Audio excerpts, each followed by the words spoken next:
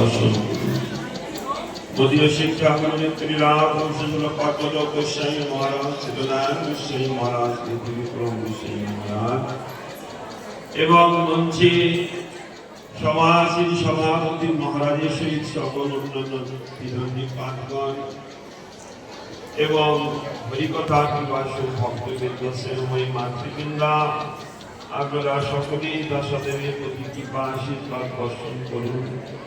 যতদিন এই দেহে প্রাণ আছে ততদিন যেন হরিগুরু বৈষ্ণবীর গুণকীর্তন করে এই মনুষ্য জীবন যেন আমি ধর্মাদি ধন্য করতে পারি। হরে কৃষ্ণ। শ্রী চৈতন্য মহাপ্রভু কথা আমরা শুনছি যে মহাপ্রভু সত্যি বদান্য। ইহ জগতে যতই শ্রেষ্ঠ বস্তু হোক না কেন,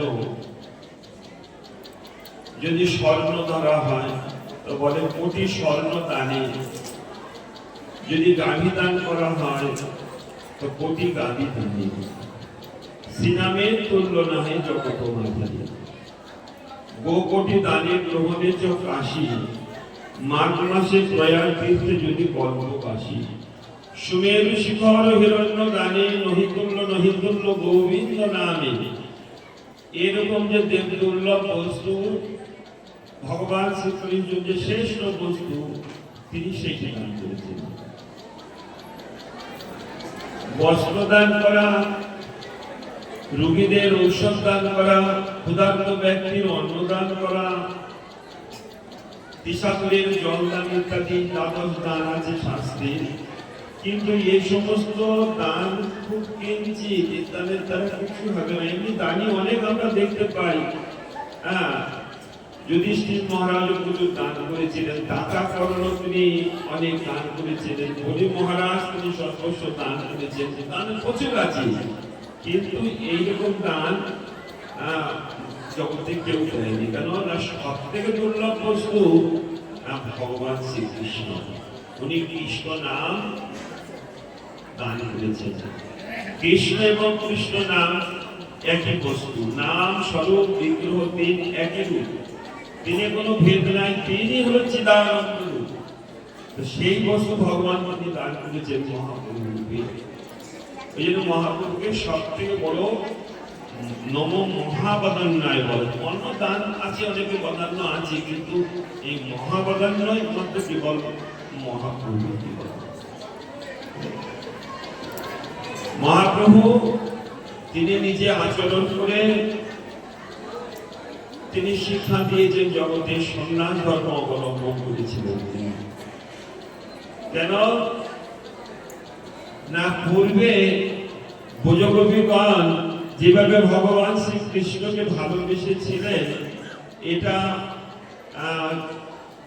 দুর্লভ ব্যাপার, এরকম কেউ পারে নাই। কেন দুস্তব্য আর্যপদ স্বজন ত্যাগ করে ভগবান কৃষ্ণ বলেছেন গীতার মধ্যে যে তথামাম উপত্যন্তে তাং সতৈব ভজাম্যহং মম কর্তানুবর্তন্তে মনুষ্য পার্থ সর্বস্ব। সেই অনুসারে যদি কেউ তাকে ভজন করে এবং যেরূপ ভজন করেন তার সেইরূপ তার ঋণ শোধ করার জন্য তাকে কৃপা করতে হবে বা তার অনুগ্রহ করতে হবে। কিন্তু ভগবান এক জায়গায় বলেছেন যে তোমাদের ঋণ আমি শোধ করতে পারছি না, ন পারায়হম নিরবধূ সন্দেহম সসাধু কীর্তন কিন্তু সাধুক, তোমাদের সাধু কীর্তন দ্বারা আমার ঋণ থেকে তোমরা পরিমুক্ত করে দাও হে গোপীগণ।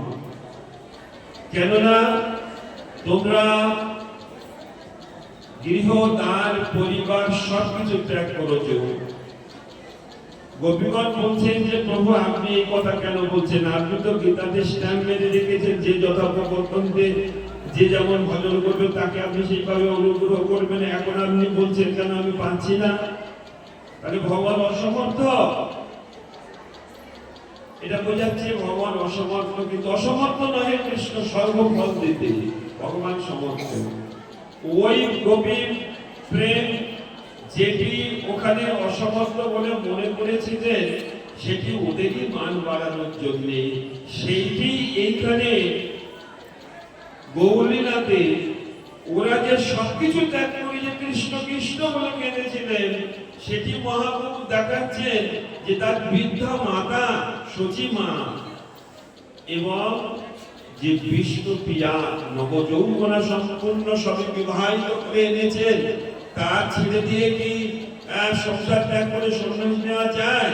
সেও ভগবান দেখাচ্ছেন মহাপ্রভু যে কৃষ্ণের জন্য সবকিছু ত্যাগ করা যায়। এই জগতে যত দুর্লভ বস্তু হোক না কেন, ভগবান শ্রী কৃষ্ণকে পাওয়ার জন্য সবকিছু ত্যাগ করতে হবে।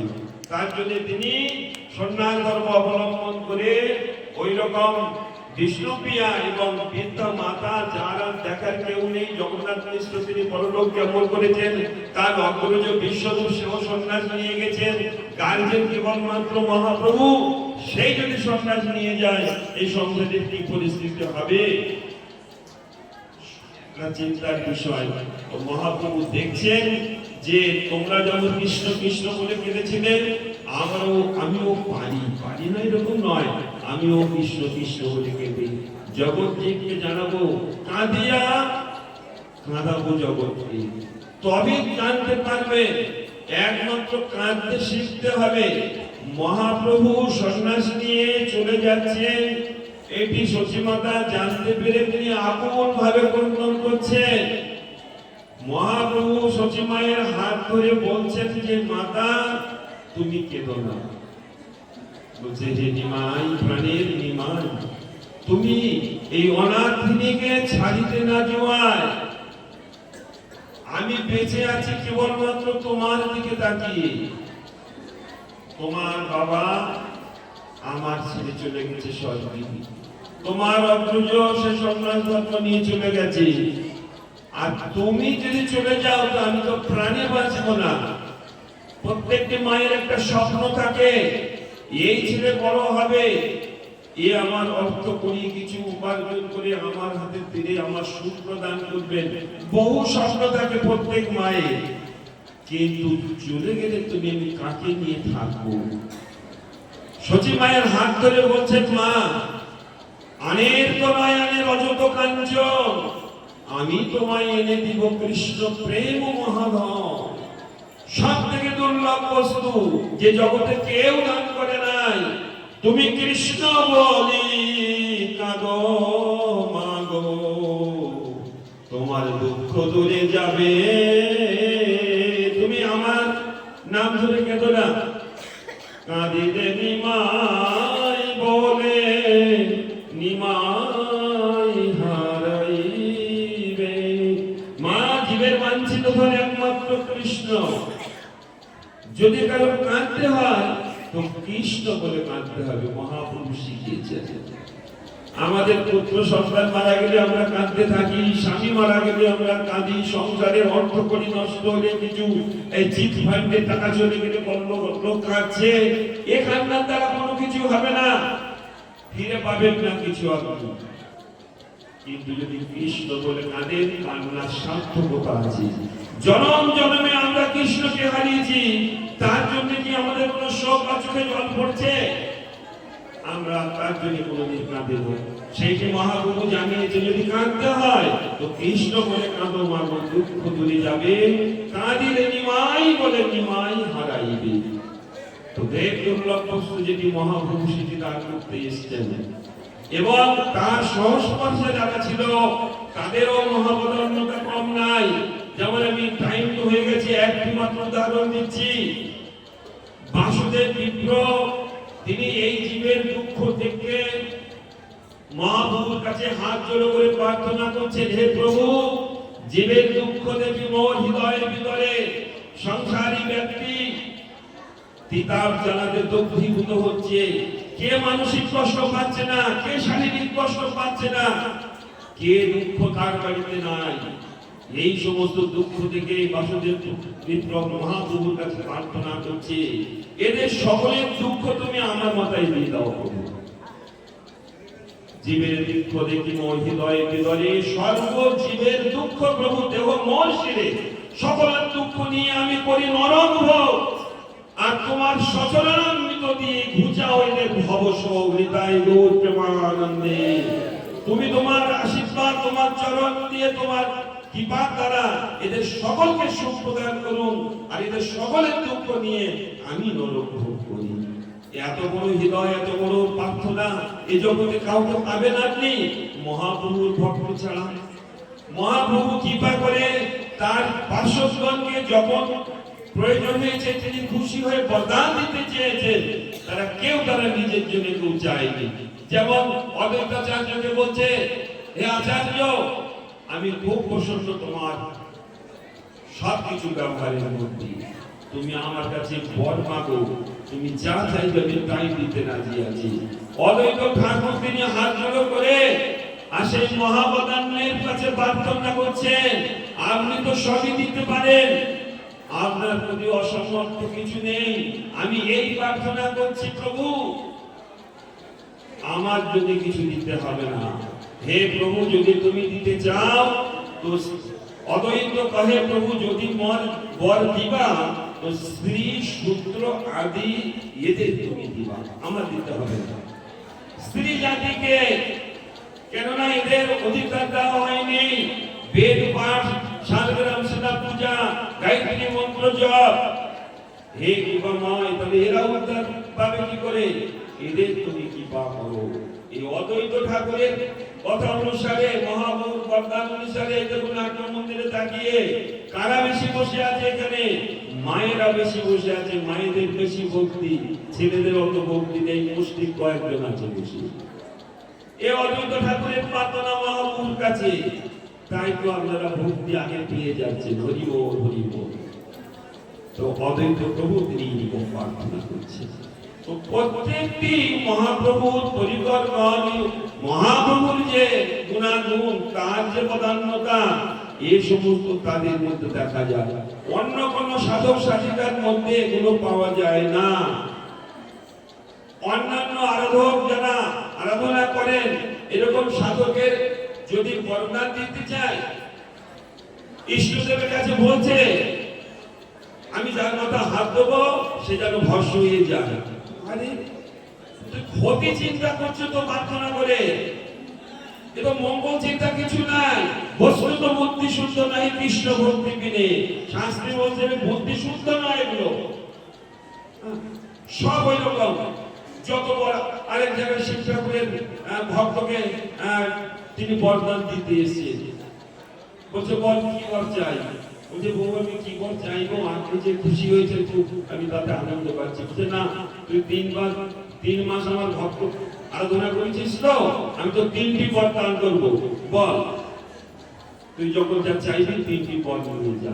স্বামী স্ত্রী খুব ঝগড়া হচ্ছে, তো মরার জন্য গেছিল, তো সাধু বলছে তুই আশুতোষ শিব ঠাকুরে আমার বলে কর, তুই পেয়ে যাবি দাদা। 3টি বর দিয়ে দিয়েছে শিব ঠাকুর। বাড়ি যাচ্ছে, বলছে এবার বউ আমাকে আর ঝগড়া করবে না, কারণ আমি তো আগে যা চাইতাম দিতে পারতাম না, আর এখন শিব ঠাকুরের কাছে বর পেয়ে গেছি, যা চাইবে তাই দিয়ে দেবো। বাড়ি গিয়েছে, বউ খুব আদর করেছে। 3 মাস পরে স্বামী এসছে না, খুব আদর করছে, বলে দেখো তুমি কিন্তু আর আমার সঙ্গে ঝগড়া করতে পারবে না, তুমি এখন যা চাইবে তাই দিয়ে দেবো। এমনকি আমি যদি শিব ঠাকুরের কাছে বলি তোমার 2টো মাথা করে দিতে হবে, তাও দিয়ে দেবে। বলে দাও না তোমার 2টো মাথা করে। হে শিব ঠাকুর, একবারে তুমি আমার বইয়ের একটা মাথা করে দাও, একটা মাথা তো আছে, আর একটা মাথা এক্সট্রা করে দাও। 2টো মাথা হয়ে গেছে মা। আগে তো একটা মুখে গালি দিত, সহ্য করতে পারতেন না, মেয়ে মরার জন্য গেছিল, এখন তো 2 মুখে গালি পাচ্ছে। কি 2 মুখে গালি শুনছে, কিরকম সহ্য হবে? তাহলে কোথায় যাবে, কি করবে? এত বিরক্ত হয়ে গেছে, ঠাকুর তুমি চলে আসো। বলে কি করতে হবে? তো কেটে দেন মুন্ডু, পাচ্ছি না সহ্য করতে, 2টো মুন্ডু কেটে দেন। তো একটা মুন্ডু পেয়েছিল বরদানে, একটা বর চলে গেছে, এখন আর একটা মুন্ডু কাটা গেছে, 2টো বর শেষ। সংসারে কিছু উন্নতি কিছু বলা গেল না, বরদানে তো কেটে গেছে মুন্ডু, 2 মুন্ডু কাটা পড়ে পড়ে কাঁদছে, আর বলছে তুমি এত নিষ্ঠুর, স্বামী স্ত্রী একটু না ঝগড়াঝাটি হতে পারে, তুমি আমার গলা কেটে দিলে। দয়া হয়ে গেছে। ও প্রভু, শিব ঠাকুর বলে কি, যা আবার হয়েছে মুন্ডুটা জুড়ে দেন, 3টে বর শেষ। তো বস্তুত বুদ্ধি শুদ্ধ নহে কৃষ্ণ ভক্তি বিনে। ভগবানের যে সমস্ত আরাধনা করেছে, যে সমস্ত ভক্ত, তারা নিজের জন্য কিছু চাইনি, জগৎ কল্যাণের জন্য চেয়েছেন। এটি মহাপ্রভুর মহাবাদান্যের বিশেষ তার নিজের এবং তার নিজ প্রতিকর্মের আমার কর্ম শেষ 15 মিনিট